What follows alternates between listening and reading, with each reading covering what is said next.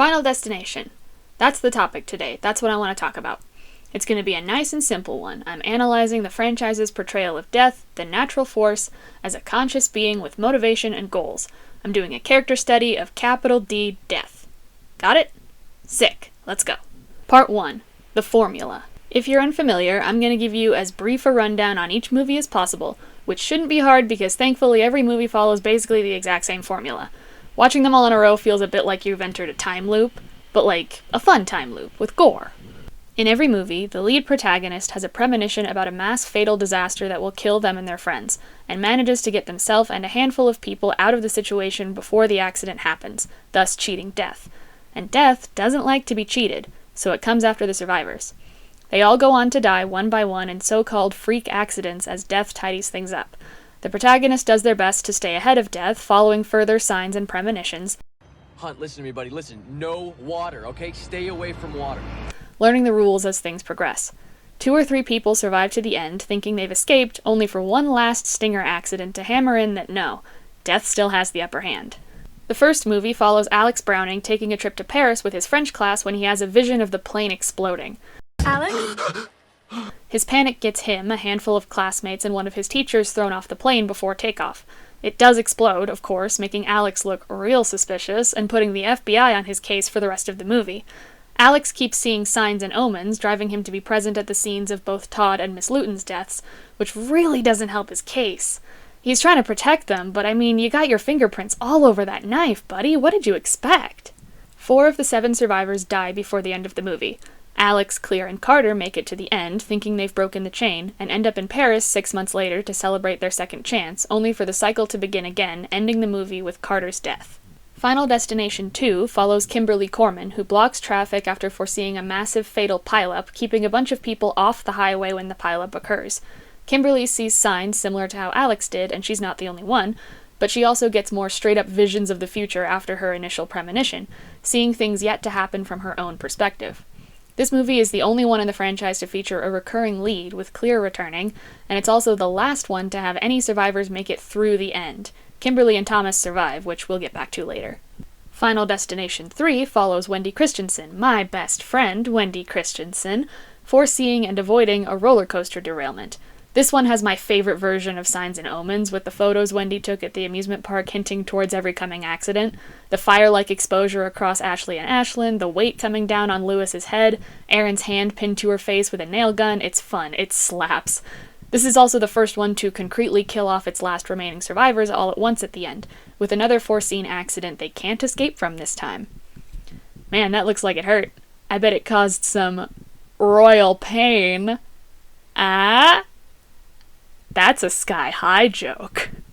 The Final Destination, which is not the last movie, so that title sticks out like a sore fucking thumb, follows Nick O'Bannon foreseeing a racetrack crash. Nick sees straight-up abstract CGI visions hinting towards coming deaths, and a whole sequence that's another premonition he ends up preventing at the end.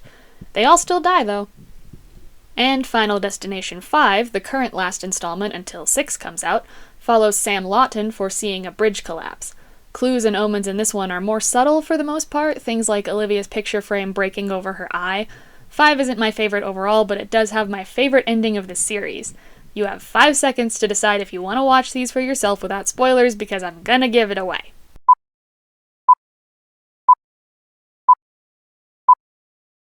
Okay. See, every other sequel is chronological, but if you miss the hints scattered around, at the very end it'll hit you like that bus hit Terry Chaney, that 5 is actually a prequel, and ends with the explosion of Flight 180 from the first movie, killing the last survivors of this one. A kid had a panic attack and wanted off the plane. Said he had some kind of vision. No. Everything comes full circle. It slaps, and I love it! Part 2. The Rules of Death's Design. In each installment, Death follows particular rules in hunting down its targets, which gives off the impression of it playing a game and being bound to certain limitations. In the first movie, it's made clear right away that Death can directly affect the surroundings of its targets. It causes Todd's toilet to leak, which leads to him slipping and choking to death on the clothesline. Then Death covers its tracks, removing the water, so it appears that Todd's death was self-inflicted, which We'll come back to that later. Put that little detail in your pocket. Don't forget it. Alex eventually figures out that the survivors are dying in the exact same order they would have died in the plane crash had they not gotten off. First Todd, then Terry, then Miss Luton. He figures out the order using a chart of their seats and a diagram of the explosion's path from a news report. When he refuses to tell the remaining survivors who the next to die will be, Carter assumes it's him and takes all their fates into his own hands, stopping the car in the middle of train tracks. Move it. Hey, open the door, Billy. Move the fucking car! Alex, Clear, and Billy manage to get out of the car to avoid the oncoming train, but when Carter decides it's not actually his time, the car won't start again. His seatbelt is stuck and he can't get out. Alex pulls him out of the car, ripping the seatbelt and saving him at the last second. Then, as the train passes, a sheet of metal debris shoots out from the tracks and decapitates Billy. It was Carter's turn. The train was meant to kill him. You should have been next. You should have been next after Luton. That's the plan. That's the design. But since Alex intervened and saved him, death skipped over to Billy, who was next on the list. From then, they assume that if they can keep the remaining two safe, they'll break the chain and be free of Death's design. Alex sacrifices himself to intervene in Clear's death and save her, and gets revived by the FBI agents. 6 months later, in Paris, Alex brings up Death's design again. Since no one intervened to stop his last brush with Death from happening, he might still be on the list. And he is, as a billboard comes loose and falls, nearly hitting Alex before Carter intervenes and saves him. Then the sign comes back down, killing Carter, confirming that the cycle is unbreakable. Even if Death skips you, it'll come back around. Final Destination 2 introduces a bunch of new rules. First off, Clear returns in this movie. Implicitly, in the time between 1 and 2, Clear and Alex worked to keep each other alive until Alex was killed by a loose brick to the face. In the arms of the angels, fly away. Clear then admitted herself to an institution to keep herself safe, living in a padded cell with visitors required to relinquish anything they could potentially harm her with. This confirms a limitation of Death. Despite being able to directly influence your surroundings, it can't do anything to affect your internal bodily functions or impact your natural health in any way. Otherwise, being locked in a padded cell wouldn't make a difference. Death can't just give you a fatal heart attack or something. If you were meant to die in an accident, you have to die in an accident. 2 also addresses the idea of beating Death by dying on your own terms. Eugene tries to take himself out, but every bullet is a dud because it's not his time yet. This retroactively explains why the FBI resuscitating Alex in the first movie didn't count as intervening. It wasn't his time yet, it was Clear's. He wouldn't have died anyway. Notably, in this movie, rather than claiming the survivors in the original order, Death works backwards, having tried to take out Kimberly and her friends first, when in her premonition they went last. We find out later that this is because this crop of survivors includes people who unintentionally cheated Death due to the ripple effects of the Flight 180 survivors living longer than they were meant to. Kimberly avoided Death because she was distracted by a news report about Todd's death from the first movie. Kat was on the bus that killed Terry, Eugene was sent to teach in Miss Luton's place, Thomas cleaned up Billy's corpse, and Rory saw Carter die in Paris. They all avoided their intended deaths because of the Flight 180 survivors, so Death should be taking them out in an order corresponding. Except, the order doesn't match up. Okay, the order in the first movie and the order in which the ripple effects happened went Todd, Terry, Miss Luton, Billy, and Carter. Excluding the outliers in 2, the order should be Kimberly, Kat, Eugene, Thomas, and Rory. But Rory dies after Kat, before Eugene. Reasonably, going by how the deaths are linked, he should be last. Even accounting for the fact that Billy and Carter were supposed to be switched, it doesn't make sense. These movies are so stupid. Why am I doing this? Lastly, 2 is also the introduction of the idea that new life could permanently disrupt Death's design. Initially, they think that Isabella, a pregnant woman who was on the road with them, was supposed to die in the pileup too, and ensuring that she lives long enough to have her baby will allow them all to live. So to protect her from the fate Kimberly foresees, Thomas, being a cop, tracks this woman down and has her arrested under false claims. I hate this man! What did I do? This vehicle's been reported stolen. Isabella goes into labor while in protective custody, gets taken to the hospital and has her baby, and then Kimberly has a vision that tells her Isabella wasn't supposed to die in the pileup at all, and the visions she's been having that she thought were about Isabella were really about herself. So to fulfill the visions, she gets in a news van and drives into the lake by the hospital where she loses consciousness, momentarily dies, and is revived by a doctor back in the hospital.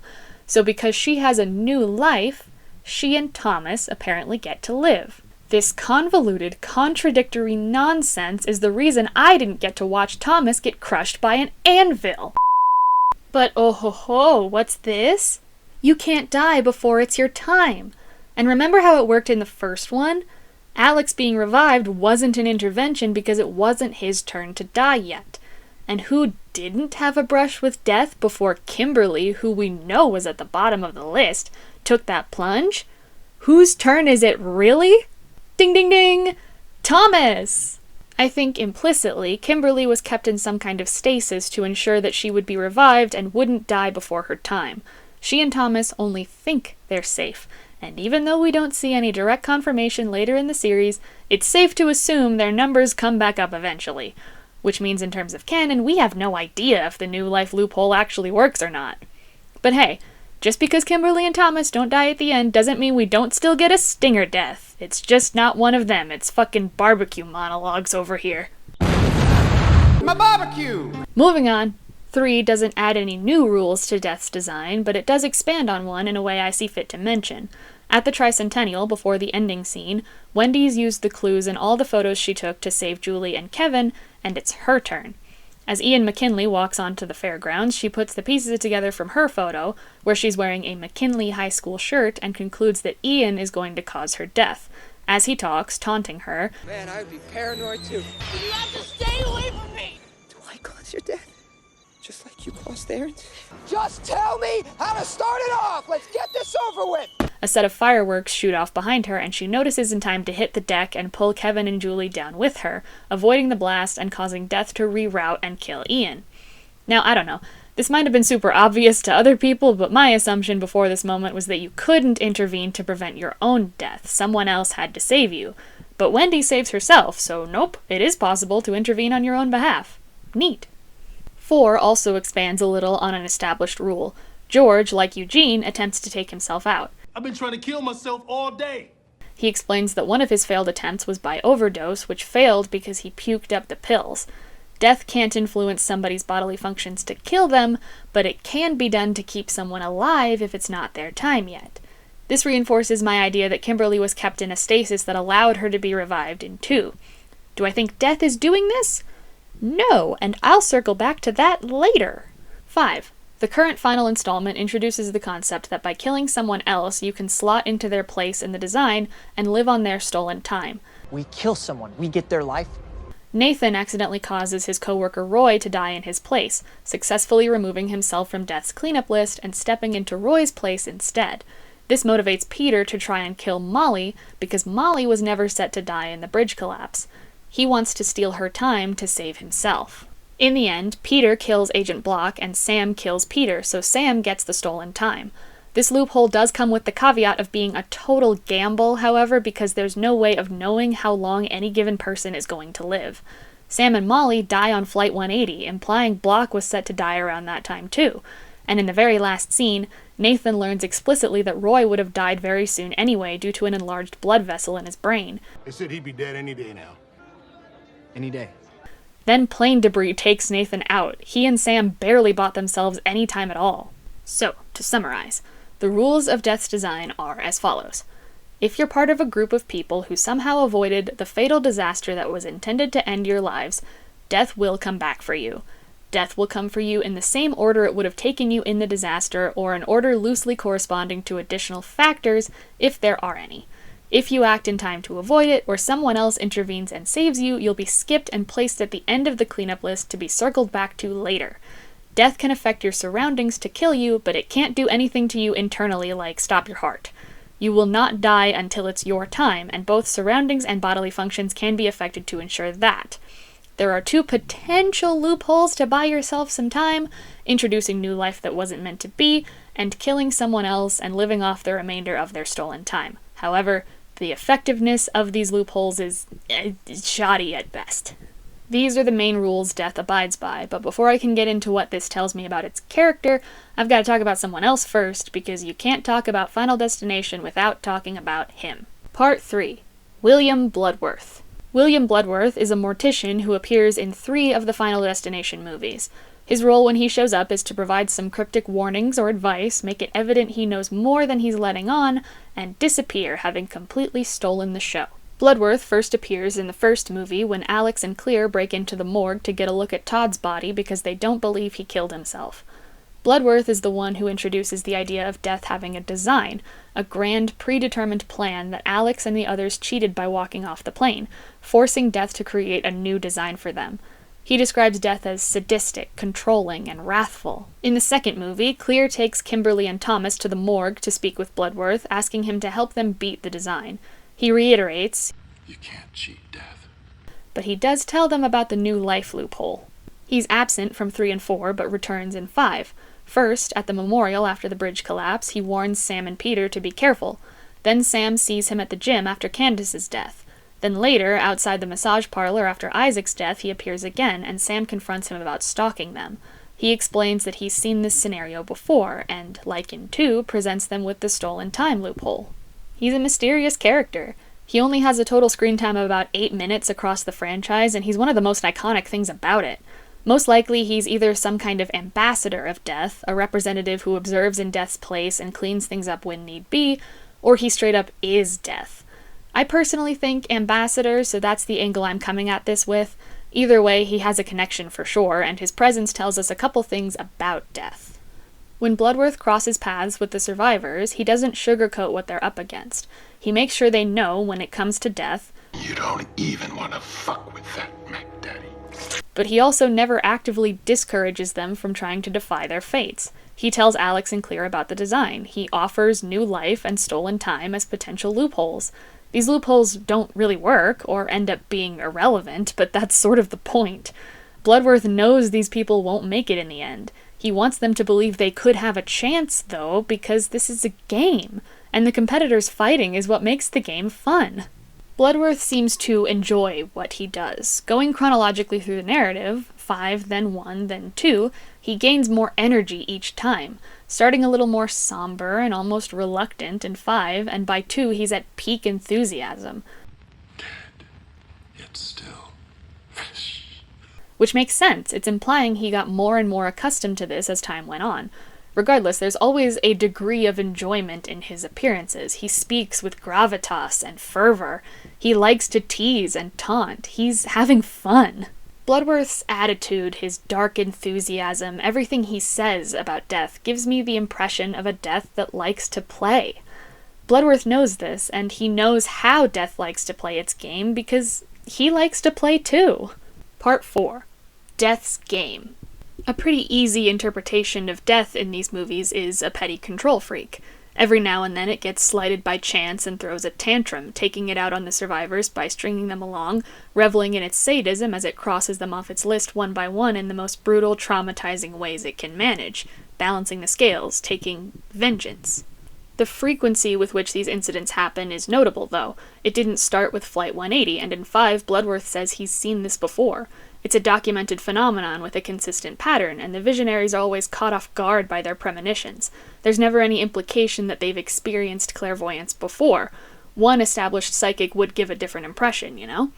Additional premonitions and omens feel so intentional. Wendy's pictures and Nick's visions being clues to decipher. Kimberly's vision of herself in the van being misleading, with it only being confirmed Isabella was always meant to survive after they already put in the effort to keep her safe. Intentional timing, and intentionally vague enough to give them false hope that they can gain control. Plus, the initial premonition is never from a first-person perspective. They see the disasters from outside perspectives they never would. That tells me the premonitions have to have a source. I've considered the idea that life is that source, the force opposite to death, attempting to save handfuls of people from incoming disasters by sending visions, only really succeeding in invoking death's wrath. Each movie could be a competition between life and death where death always wins, and the people themselves are just little action figures for the forces to play with. But I don't think that's the case. Life would be just as aware of the plan as death. Why would it feel the need to try and throw the balance out of whack? If anything, life would respect death more than anyone because life has no meaning without death. To that regard, I do think life is present, but not quite as a competitor. I think death sends the visions. Death is the sole instigator of this game it plays. Life is here, not playing against death, but helping enforce some of its rules. Life is present when Alex and Kimberly are revived, or when every bullet Eugene fires is a dud, or when George throws up the pills he tried to overdose on. Life is there to keep the players alive when it's not their turn to die yet. And when someone's saved through intervention, life sets them at the end of the list, letting them have a little extra time when they've earned it. It's working with death to keep the game in order, but the game is entirely death's. I don't think the death in Final Destination is petty, necessarily. I think it is controlling and sadistic, but it's also playful. These scenarios are games of death's own creation, and it's enjoying itself every step of the way. Like a mean, power-tripping kid at an anthill, changing the path the ants march in and burning them with a magnifying glass just because they can. Every now and then, when there's a big fatal disaster on schedule, Death picks a particularly nervous subject and sends them a premonition just to see what happens. It is a matter of control. Death only does this knowing that no matter what happens, it will catch up to everyone in the end anyway. Maybe some have brushed the vision off as anxiety, or someone else has managed to calm them down. But others, like Alex, Kimberly, Wendy, Nick, and Sam, have panicked and tipped the scales, allowing Death a chance to play. And play Death will. And you may be thinking, if that's the case, why does Bloodworth explicitly describe Death as having been cheated and reacting in kind? Same reason he tells the survivors anything at all. Give them a false sense of power. Make them believe they beat Death once, so they can do it again. If they think they have a chance, the game is more fun. As for 2, regarding the ripple effect thing, I think Death just saw an opportunity and took it. It saw all these people who had delayed their ticket punch heading onto the same highway and rubbed its devious little hands together because, oh boy, this'll be a fun one. Death in Final Destination, to me, is very aware of itself as an unbeatable force and likes to indulge in regular power trips for fun. It instigates a game it knows it'll win, and when applicable, gets to enjoy its ambassador Bloodworth talking it up with cryptic warnings. And I don't blame it. If I had a hype man like Bloodworth to play along and make me sound like the most terrifying, powerful motherfucker in the world, I'd play sadistic games too. Death is flexing its power on every crop of survivors at every moment possible during its game. Take the making Todd's death look self-inflicted detail back out of your pocket. Death cleans up its tracks because it knows Alex would be suspicious. It knows he wouldn't believe that. It's taunting him specifically, telling him, "You're playing my game and I make the rules."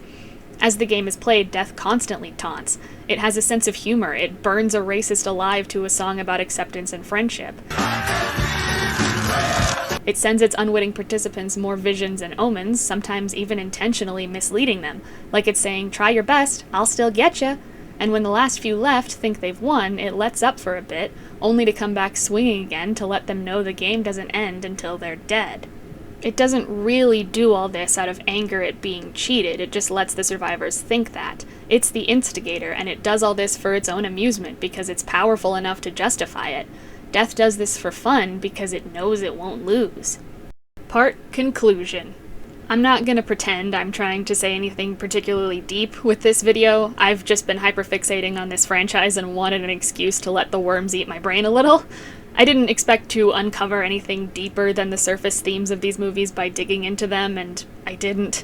They're simple. They're about the inevitability of death, the fact that any of us could die anywhere at any time to anything, and trying to escape is a pointless waste of time because nobody avoids death.